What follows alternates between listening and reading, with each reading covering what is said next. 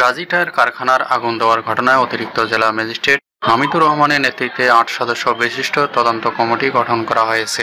মঙ্গলবার দুপুর ১:৩০ থেকে গাজী টায়ার কারখানায় জেলা প্রশাসক মোহাম্মদ মাহমুদুল হক সাংবাদিকদের এই তথ্য জানান। এ সময় তিনি গাজী টায়ার কারখানা পরিদর্শন করেন।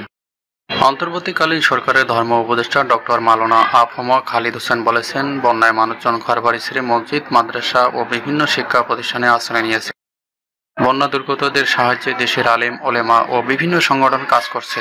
ধর্ম বর্ণের ভেদাভেদ ভুলে সবাই ক্ষতিগ্রস্ত মানুষের সাহায্যে এগিয়ে এসেছেন। এটি আমাদের বড় শক্তি। সবার সহযোগিতা শীঘ্রই আমরা স্বাভাবিক জীবনে ফিরতে পারব।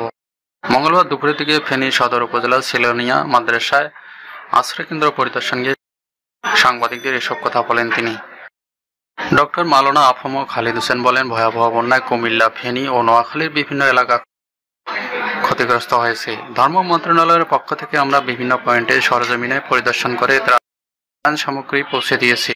বন্যার্তদের সহযোগিতা ধর্ম মন্ত্রণালয়ের আওতাধীন সব কর্মকর্তা কর্মচারীদের একদিনের বেতন অন্তর্বর্তীকালীন সরকারের প্রধান উপদেষ্টা ত্রাণ তহবিলে জমা দেওয়া হয়েছে। খুব দ্রুত এ সংকট কেটে যাবে বলে আশাবাদী। ওয়ার্কার্স পার্টির সভাপতি রাশেদ খান মেননের ৬ দিন ও জাতীয় সমাজতান্ত্রিক দলের সভাপতি হাসানুল হক ইনুর ৭ দিনের রিমান্ড মঞ্জুর করছেন আদালত।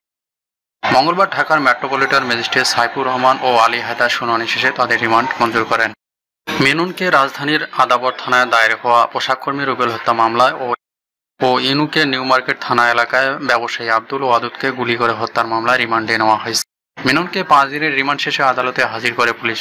এরপর মামলার তদন্তকারী কর্মকর্তা আদাবর থানার পরিদর্শক মিন্টু চন্দ্র বণিক তাকে গ্রেপ্তার দেখানো পূর্বক ১০ দিনের রিমান্ড নিতে আবেদন করেন।